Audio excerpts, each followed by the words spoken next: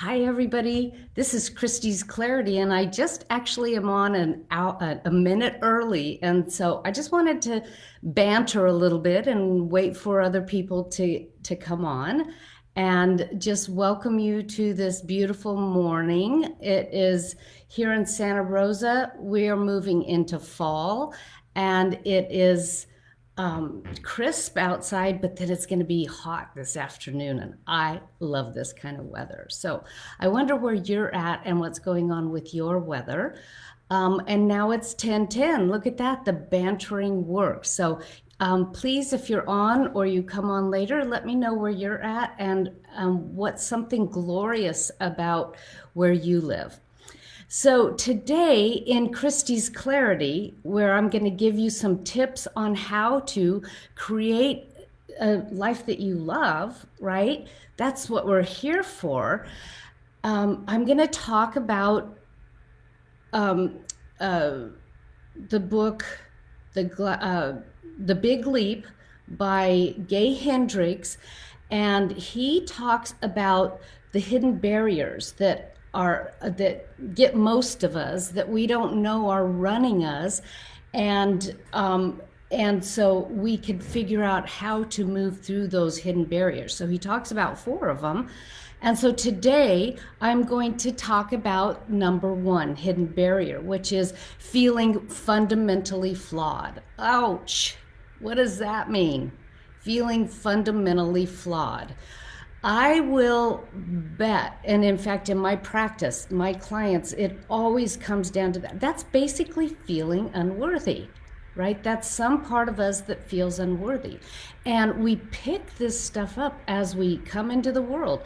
And even with our parents telling us that we should be, don't touch that, right? They're out there trying to help us out, right? Learn things that's dangerous, right? And somehow we internalize those things as, oh, I'm a bad person. Gosh, why do we take that way? But especially when we're children and our brains aren't fully developed and everything, that's kind of what happens, is we are taught in that way, and yet we begin believing that we are somehow fundamentally flawed.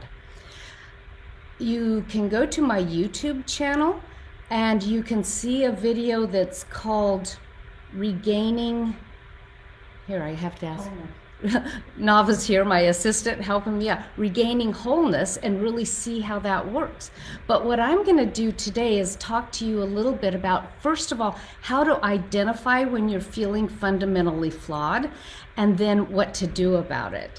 Okay, so one of the key components of the work that I do is noticing your thinking, noticing your thoughts. But most of our thoughts come up in a way that we don't even identify them.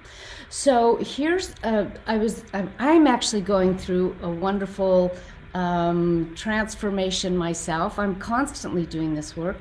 And I realized a thought that I had 6 years ago. And the reason that I knew that I had the thought is because on Facebook, my memory came up of doing that. I was speaking up in Canada at a Unity church, and I was telling them about how to identify your beliefs that you don't know are even running you, and this is one of them, feeling fundamentally flawed.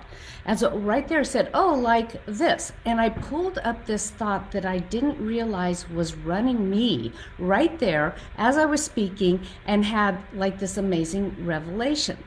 So you have to search for these beliefs. Okay, so this morning I woke up to do this call with you, and knowing that I was going to talk about being fundamentally flawed, and what comes up for me but doubt and a feeling of unworthiness. Okay, that's key, that you are feeling, I am feeling fundamentally flawed when doubt comes up, and feeling unworthy. That's the number 1 key that most of us find. Okay, so how do you know when you have feeling fundamentally flawed, pay attention, okay, to where you have that self-doubt, right? Then what do you do with that? You go, okay, so what is the self-doubt and how can I change that? Now, one of the ways that I do that is actually go to a absolute big, what I call the big T truth, which is that I'm made in the likeness and image of the divine.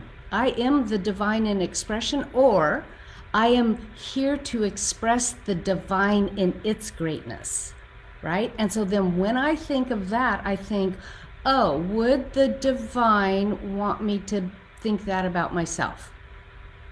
That I'm not good enough. That's like saying the divine is not good enough, right? So that's the first thing to say. I don't know how, I don't know why, I don't know where, but somehow I know that I am divinely here for a purpose. Okay, then you need to create, and this is what affirmations are for, right? This is what replacement thoughts are for. Then you need to begin noticing it and then creating a new thought. Remember last week I talked about something has to fill the shadows? Well, here something needs to fill with the truth, that erroneous thought that you have. Okay, so find out, and I'll tell you what brings up our feelings of fundamentally flawed. It's actually a clue that we're onto something big here. When we start using we commit to our using our gifts that we came here for, everything unlike that will come up, because our old way of being wants to bring us back to the new way of being. So start telling a new story about yourself. I am here to express the divine, or however you don't remember, put on your translator, say it in a way that it works for you. Okay, you are here to express greatness, and anything in your way is merely a belief that is a scary belief, right? Okay, so I hope that helps you look this week at when you might be feeling fundamentally flawed and how to create those replacement thoughts and believe in yourself. I hope this makes a difference in your life today. Okay, thanks. This is Christy Karate. Check out my website at Mastering the Art of Life. And there we go. And end. Wait.